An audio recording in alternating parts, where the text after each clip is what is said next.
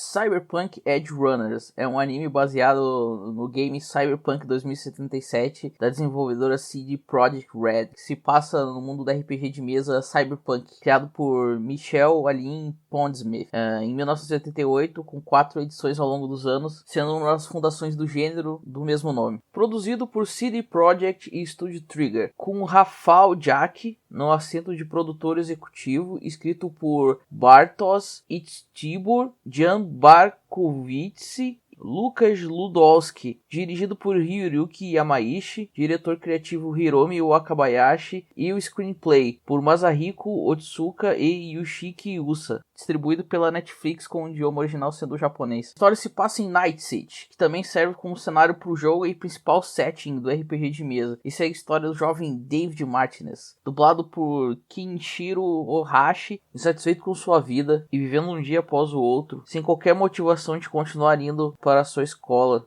uma das melhores na cidade alta, onde mesmo seus resultados não conseguem mudar o fato do seu baixo status e da sua pobreza, e por isso sofrer constante bullying. Mas tudo isso muda com a morte de sua mãe, Glória Martinez, dublada por Yurika Hino, que era a motivação dele tentar ter uma vida melhor. Vendo a futilidade na morte de sua mãe, David decide abandonar de vez a sua vida antiga, e ao encontrar Lucy, uma Edge Runner, a sua vida vai ser mudada de vez. Edge Runner, do meu ponto de vista, é uma série que é difícil de ser julgada de forma objetiva por um simples fato. Tu vai encontrar duas qualidades distintas ali, divididas exatamente entre os episódios 5 e 6. Até o fim do episódio 5, tu vai encontrar uma narrativa e produção objetivamente excepcional, na minha opinião. E a história é contada não apenas pelas falas, e tu vai ver também pelas expressões faciais, e até mesmo pelo cenário em volta do personagem, que dá o tom e o contexto da história. Contando a história de uma sociedade em que as classes mais baixas apodrecem em niilismo e abandono, vivendo de um dia a outro, apegadas apenas aos prazeres mais baixos de uma vida vazia, em meio ao total estado de desumanização. O crime e o excesso de deviança sexual são apenas cotidianos. Isso é mostrado pelo fato de que David, nosso protagonista e ponto de referência, assim como todos à sua volta, não se importarem para pessoas vomitando, jogadas no chão, assaltando umas às outras e mesmo se masturbando no meio da calçada ao seu lado. Ao longo desses capítulos fica claro que mesmo as classes mais altas não são livres do niilismo e da degeneração social. Mesmo vivendo em ambientes limpos e seguros, a eles não cabe mais que viver como escravos corporativos, servindo uma vontade que não a deles, até o fim de seus dias, até que morram esquecidos, mais uma engrenagem a ser substituída nas enormes corporações inumanas as quais passaram a vida toda servindo. E isso é apenas um ambiente de fundo, passado pelo cenário e o subentendimento dos diálogos, sem falar da lenta descida do protagonista rumo à perdição, estabelecendo suas motivações com competentes setups para futuros acontecimentos, tecendo na narrativa quão irrelevante a vida humana é nesse mundo em que o protagonista começa a habitar. Ao mostrar a morte repentina de pessoas próximas do protagonista, algumas partes são explicadas ou exploradas apenas num nível que eu consideraria aceitável, como o romance de David com Lucy. Porém, mesmo isso, como eu falei, não é terrível, apenas pouco explorado. É claro, por exemplo, que a proximidade com a morte dá impulso final para que o relacionamento seja estabelecido, e depois disso o anime estabelece de forma competente, por exemplo, o início de uma dependência emocional da Lucy por David. Mas como eu falei, é apenas competente, nada excepcional, já que os dois fatos não são ligados por exposição ou história em momento algum, apenas por inferência que após os dois fazerem sexo, eles se tornam mais próximos. Mas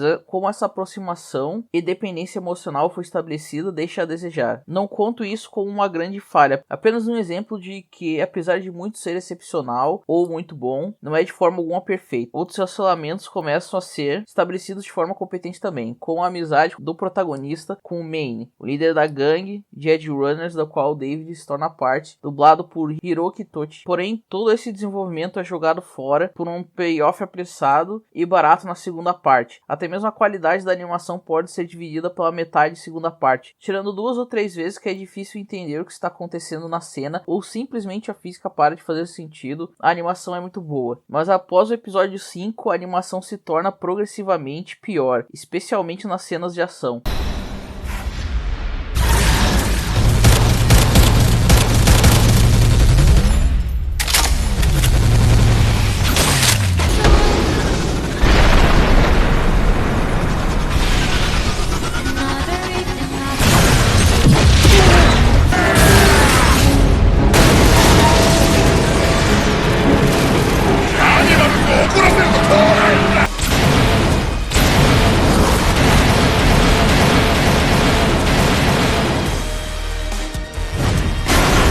falemos da segunda parte então. A segunda parte já começa com um gigantesco símbolo de interrogação, onde um espectador pode passar metade do episódio tentando entender o que está acontecendo. Após o que aparenta ser um breve time skip, e Manny parece repentinamente estar sendo afetado por seu excesso de cyberimplantes. Quanto tempo passou entre episódios 5 e 6 para que o excesso de implantes esteja afetando o personagem? Não é dito. A mente dele começa a ser afetada repentinamente do ponto de vista de uma terceira pessoa, ou seja, nós. No mesmo episódio, ele vai passar de um homem lutando para superar seus limites, sendo afetado pelo excesso de cromo, como eles dizem, para alguém completamente enlouquecido pela carga de cyberimplantes, o que levou ele a esses extremos porque ele se recusa a diminuir a carga. No fim, nada mais é dado além de uma breve dica dele correndo no deserto. Considerando que uma parte considerável desse capítulo é vista por parte do ponto de vista dele, explorando a mente de alguém, entrando em cyberpsicose, e como o protagonista pega para si o seu sonho, entre aspas, após esse episódio é inaceitável que sua motivação seja deixada tão vaga e inexplicada. Os personagens então, na segunda parte do anime, passam a agir de forma não características a eles, ou plenamente estúpida para que o plot avance na velocidade necessária, o que prejudica não apenas o plot, como todos os personagens envolvidos. Lucy é provavelmente o personagem mais arruinado na segunda parte, com seus segredos em sentido de David, quando ela basicamente estava apenas o protegendo, ou se mostrando preocupada, mas incapaz de intervir no rumo obviamente autodestrutivo do protagonista. Ambas as situações acontecem em serviço do plot em detrimento dos personagens e com praticamente nenhuma explicação lógica. Mesmo algumas coisas simples, como o time skip entre episódios 6 e 7, são mal explicados, com muitos buracos a serem preenchidos, como quanto tempo passou? Apesar de exatidão não ser uma necessidade numa situação dessa, a ausência de dicas para posicionar o espectador causa um estranhamento numa pessoa mais perceptiva. Após o pulo, o protagonista se tornou mais experiente e adquiriu dinheiro suficiente para se mudar para uma cobertura e fazer inúmeros implantes, marcas de grande sucesso como um Edge Runner. No entanto, ele não possui crédito pessoal suficiente para que pessoas que não conheciam Manny confiem nele, ao mesmo tempo que ele é famoso com um badass entre os círculos dos Edge Runners. No fim, fica claro que o anime sofreu por uma falta de capítulos. No formato de 13 episódios, é provável que muitos desses problemas pudessem ser evitados, mas não da animação, que fica mais simples conforme passam os capítulos a partir da segunda metade, quase como se o dinheiro alocado para a animação estivesse acabando. Talvez seja por isso que o formato de 10 episódios foi adotado e a segunda metade do anime parece tão corrida. Talvez nunca saibamos, mas isso acaba afetando o final, que é atropelado pela necessidade de acabar com a história rapidamente, com até mesmo o low point parecendo corrido e por isso desprovido de quase qualquer impacto. Antes mesmo que a situação seja completamente absorvida, nós já estamos a caminho do clímax e do encerramento da história. Talvez o pior tenha sido o final em si. Como um apreciador de tragédias e dramas em que o protagonista é o vilão, para mim estabelecer um bom tom de tragédia e saber equilibrar ele é essencial. Para mim existem 3 tipos de finais: o final feliz, o final trágico e o final semi-trágico. O final feliz é semi-explicatório. Os protagonistas atravessam todas as atribulações e com poucas ou nenhuma perda realmente terrível, o melhor final possível é atingido. Um bom exemplo é Star Wars, O Retorno Jedi. Luke redime Vader e com isso causa a destruição do Imperador. Han Solo é salvo e termina com a princesa após virar um general e um herói dos rebeldes. E Lando se redime ao destruir a Estrela da Morte. Tudo termina bem. Rebeldes morreram em ação, mas eles estavam lá só para estabelecer o low point e os stakes da batalha final. O final trágico, no entanto, é dominado pela total perda ou pelo sentimento de uma vitória pírica. Um bom exemplo seria Scarface, onde a jornada autodestrutiva de Tony Montana termina com a mulher pela qual lutou tanto para conquistar o largando, seu melhor amigo morto por suas próprias mãos num rompante de raiva, e sua irmã morta na frente de seus olhos, culminando num last stand que, apesar de épico, é vão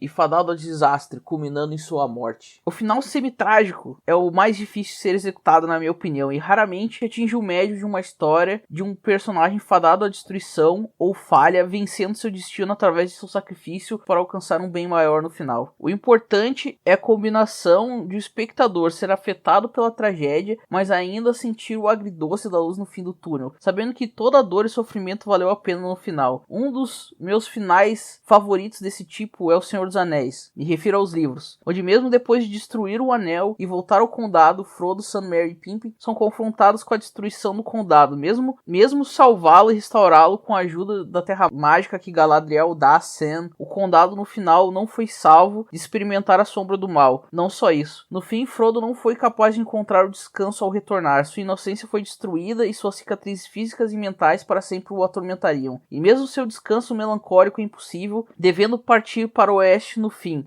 para sempre marcado. Sam e os outros teriam uma vida longa e produtiva, mas no fim o sacrifício do protagonista foi definitivo. E depois de tudo isso, voltemos a Cyberpunk. O final foi terrível? Não, mas poderia ser consertado tão facilmente que é decepcionante. A construção do final foi apressada, como dito, e dependeu do sacrifício da caracterização de personagens. Mas do ponto de vista do setup e dos payoffs, foi competente. Sua falha está nos detalhes. O que quero dizer com isso é, está na natureza humana a procura por um legado. No nosso âmago, queremos que nossas vidas tenham valido a pena, e é nesse ponto que está um bom final semitrágico, no sentimento de que no final tudo foi por algo e valeu a pena. Na minha opinião, apenas salvando a Lucy e se sacrificando pelo sonho dela, o anime não chegou nesse ponto de intersecção da tragédia e da gratificação, e isso poderia ter sido solucionado de forma simples, com uma gravidez. O maior símbolo de um legado de uma história é: o herói que se sacrificar para salvar o reino não será esquecido, porque a princesa carrega em si um pedaço dele, seu legado. Pode parecer uma ideia batida para muitos à primeira vista, mas ela é uma constante nas histórias humanas por um motivo. Com uma simples mudança no roteiro, o sacrifício de David poderia ter tido um significado muito maior se ele tivesse deixado para trás um legado maior que ele mesmo. O que, com 3 episódios a mais, poderia ter tornado o drama da morte da mãe dele,